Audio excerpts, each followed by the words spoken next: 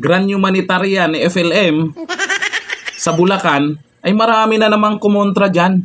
Kasi daw, ang sabi ay si Francis Leo Marcos ay talagang mayaman yan at tumutulong yan. Okay? Ibigyan ko kayo. Mayaman, tumutulong. Saan ang gusto nyong unahin natin dyan? Okay, doon tayo sa mayaman muna. Okay, panoorin natin to. Nagtataka po ang NBI, sabi niya kasi napakarami niya hong pera, bakit wala siya doon sa top 10? Magbabae ko ng 5,000 o mag-anak ako ng 5,000, bibigyan ko ng tig-tig 1 bilyon lahat. Hindi ka pa rin mauubusan. Pati ka apo-apuan mo, buhay na. Nagtataka po ang NBI, sabi niya kasi napakarami niya hong pera, bakit wala siya doon sa top 10 ng malaking magbayad ng buwis? Tulad ng mga SM, ng mga ikang Ayala, wala raw sa top 10 si Mr. Norman Mangusin o top 100 na nagbabayad ng buwis. So dito ho, nagtataka ang NBI ngayon. Kaya na sinasabi niya raw kasi sa Facebook niya, napakadami niya hong pera, milyon-milyon at hindi ho siya mauubusan. Sana all. Ito naman si Erwin Tulfo. Wala daw sa top 100. Eh baka naman, itong si Francis Leo Marcos, sabi nyo, maraming pangalan na ginagamit yan. Francis Leo Marcos, Norman Mangusin, Boy Singhot, Boy Sundrox, Kulaong, Baliw, at kung ano-ano pa, Buwang, at kung ano-ano pa, Demonyo, at kung ano-ano pa. Di ba maraming pangalan? Malay mo, Erwin Tulfo, dyan sa top 100 na pinakamayaman, ay baka isa dyan, si Francis Leo Marcos, iba lang yung pangalan na ginamit. I-check nyo ng mabuti. Oo, hindi matanggap ng mga supporters niya na hindi siya kasama dyan. Mayaman. Mayaman nga eh. Mayaman sa kayabangan. Mayaman talaga yan.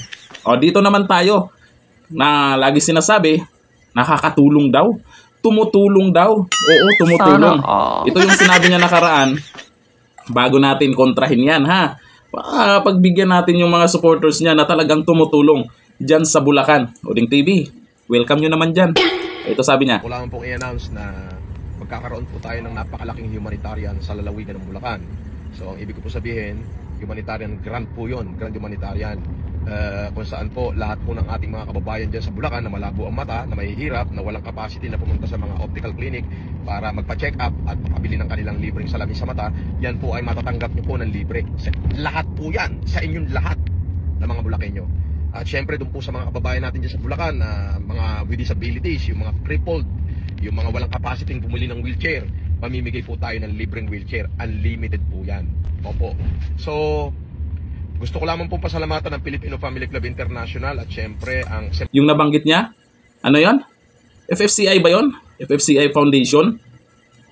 Ito, papanood ko sa inyo yung tungkol naman dyan sa pagtulong niya na yung foundation na FFCI. Ayon po ito sa NBI ha, noon. Ito. Naglabas na ng babala ang SEC laban kay Francis Leo Marcos at sa foundation na Filipino Family Club International. Wala raw itong lisensya para maglikom ng pondo at ginagamit daw ito ng kampo ni Marcos sa panloloko. We're trying to get financial support coming from OFW.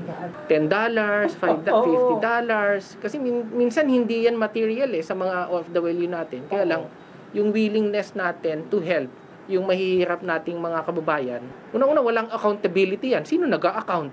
Paniwala ng NBI, sadyang tinayo ito ngayong halalan para pagkakitaan. Ano daw? Foundation? Itinayo lalo na pag-eleksyon para pagkakitaan? Sana all. Tumutulong nga eh. Paano kumita? Ang sabi ng iba, pag may mag-donate daw sa foundation, 1,000, siyempre itutulong yung 100, ang sobra sa bulsa na yan. Totoo ba yun? At least tumutulong. Oo. Yun ang lagi sinasabi nila, at least tumutulong. Ang talino nyo. Kanino kayo magpasalamat dyan sa pa-humanitarian niya, lalo na dyan sa Bulacan?